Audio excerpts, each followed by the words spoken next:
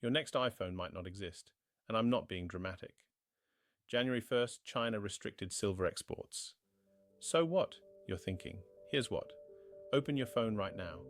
Inside it, there's 0.34 grams of silver. Not much, right? Wrong. Multiply that by 1.6 billion phones made every year.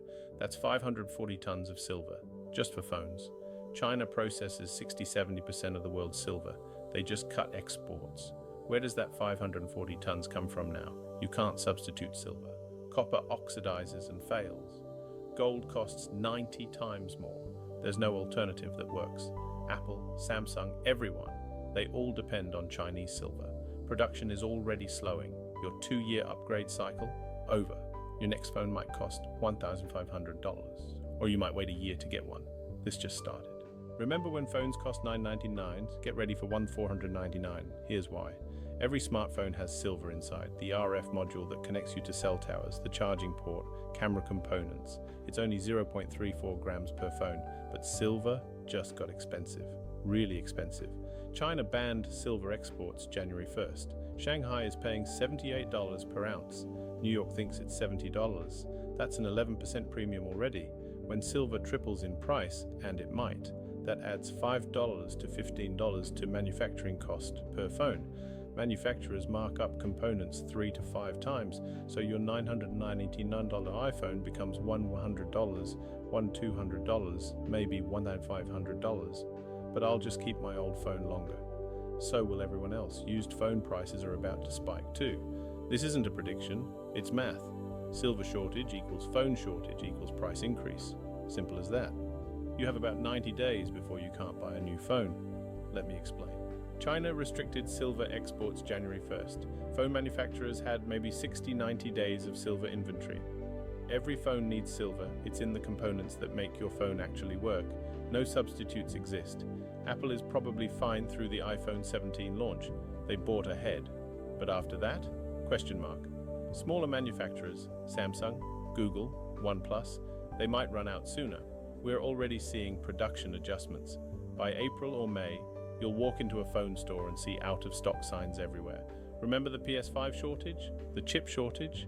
This is worse. Those had alternatives. Silver doesn't. If you need a new phone this year, buy it now. In 90 days, you might not have the option. Not joking. 4 days ago, I told you China was restricting silver exports starting January 1st. Today is December 29th. In 3 days, those restrictions take effect. Most people think this is just about commodity prices or investor portfolios, but this goes much deeper. This affects you personally, right now, your pocket, your next phone. Here's what nobody's talking about. Every smartphone in existence contains silver. Not much, about 1/3 of a gram.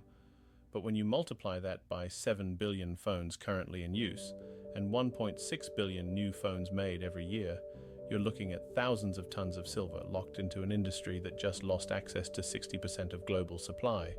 Your next iPhone might cost $1,500. Or it might not exist at all. This is the observer effect, cascading from commodities into your daily life.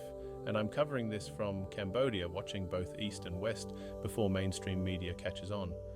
Let's start with why your phone can't exist without silver. Open up any smartphone. Inside, you'll find silver in multiple critical locations. RF switches that manage wireless signals.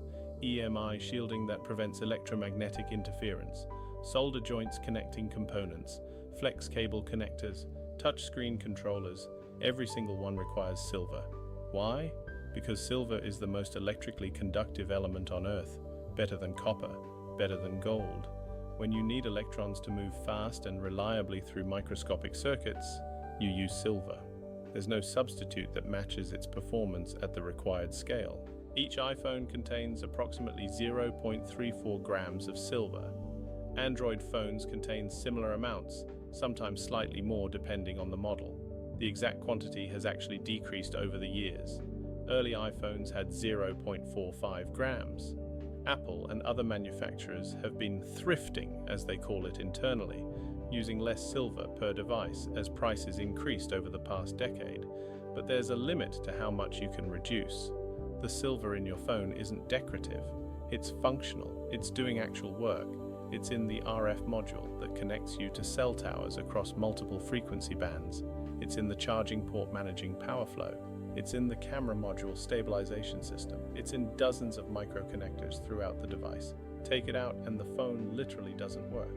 And here's the problem. Apple, Samsung, Google, OnePlus, Xiaomi, and every other manufacturer on the planet depends on that silver coming from somewhere. Most of it flows through Chinese refining operations. The same operations that just got export restrictions 3 days from now. This isn't theoretical, this is happening right now. Now let's talk about scale, because the numbers are staggering. There are currently over 7 billion smartphones in active use worldwide. Each one contains about 0.34 grams of silver. Do the math, that's approximately 7,500 tons of silver currently locked inside phones people are using right this moment, just sitting in pockets and purses, embedded in technology. Every year, manufacturers produce about 1.6 billion new smartphones. At 0.34 grams each, that's roughly 540 tons of silver needed annually just for phone production. That's before you count tablets, laptops, smartwatches, and other consumer electronics.